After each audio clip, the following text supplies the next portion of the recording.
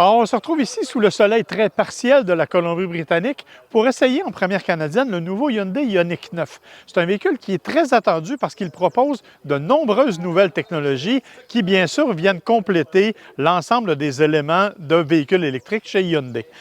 Évidemment, en termes de silhouette, c'est un véhicule qui est assez unique, un véhicule qui, en fait, ressemble un peu à un VUS coupé. C'est-à-dire que la partie arrière est très abaissée, ce qui pourrait poser un problème normalement en termes d'espace intérieur, mais Hyundai a vraiment misé beaucoup sur cet espace-là. En fait, l'empattement est de 3,1 mètres, ce qui en fait le véhicule le plus long. En fait, il est même plus long que le Palisade. Et en même temps, on a réussi à garder du dégagement pour la tête. Alors, ne vous fiez pas à cette ligne particulière parce qu'effectivement, il y a quand même beaucoup d'espace. La version dont on dispose, nous, ici, c'est la version calligraphie. C'est la version la plus haut de gamme. Elle est bien sûr équipée de toutes les options disponibles, incluant des roues de 21 pouces. Il y a d'autres options qui arrivent avec des versions, évidemment, moins équipées, moins de grandes roues, ce qui est une bonne chose probablement. Dans l'ensemble, cependant, il y a d'autres différences, notamment le fait que nous, on a une version All-Wheel Drive Plus, qui, elle, fait 422 chevaux, alors qu'il y a d'autres versions All-Wheel Drive qui font 303 chevaux, et bien sûr, la version à deux roues motrices qui, elle, fait 215 chevaux. Tout ça monté sur une plateforme que l'on connaît bien, la plateforme EGMP de Hyundai, qui est partagée avec d'autres véhicules, encore une fois, que l'on connaît bien, Ioniq 5 et Ioniq 6 notamment.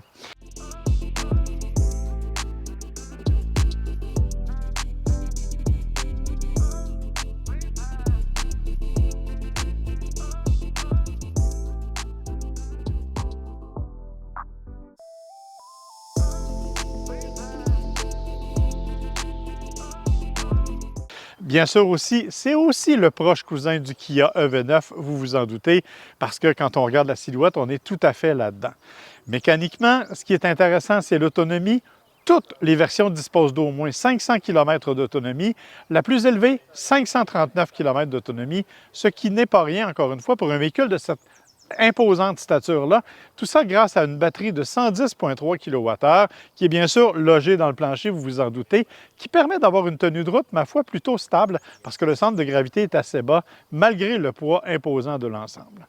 On a fait de belles améliorations. On a maintenant un coffre avant qui est digne de mention, alors que dans les anciens véhicules Hyundai, ce n'était pas toujours le cas. On a aussi beaucoup d'espace à l'arrière, un coffre de 620 litres qui est disposé à l'arrière. Mais bien sûr, on peut atteindre 1323 litres quand on abaisse la totalité des banquettes. Et l'intérieur est ponctué d'une tonne de technologie. Bien sûr, les fameux écrans 12,3 pouces de Hyundai, de nombreuses connexions USB-C qui sont disponibles un peu partout, 100 watts. Et bien entendu, des sièges qui eux aussi sont très confortables et qui peuvent s'incliner différemment selon les versions. Parce que ce que j'ai oublié de vous dire, c'est que le Hyundai Ioniq 9 était disponible en option 6 ou 7 passagers et que l'aménagement intérieur variait en conséquence. Console centrale mobile, disons, elle peut s'avancer ou se reculer pour donner plus d'espace. Un double coffre de rangement qui donne encore une fois beaucoup d'espace pour l'ensemble des passagers. Système de son Bose 8 ou 14 haut-parleurs selon la version.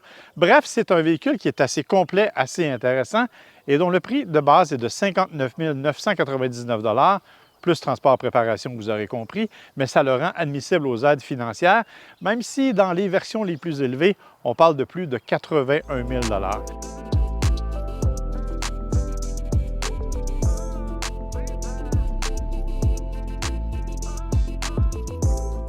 Est-ce que c'est un véhicule qui en vaut la peine? Définitivement, parce qu'il y a plein d'éléments, entre autres des volets à l'avant qui sont aérodynamiques, qui permettent d'améliorer l'ensemble et d'avoir le coefficient de friction le plus bas de l'industrie.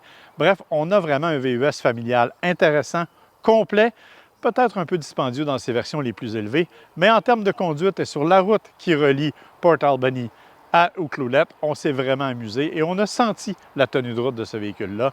Je pense que c'est un bon coup de la part de Hyundai.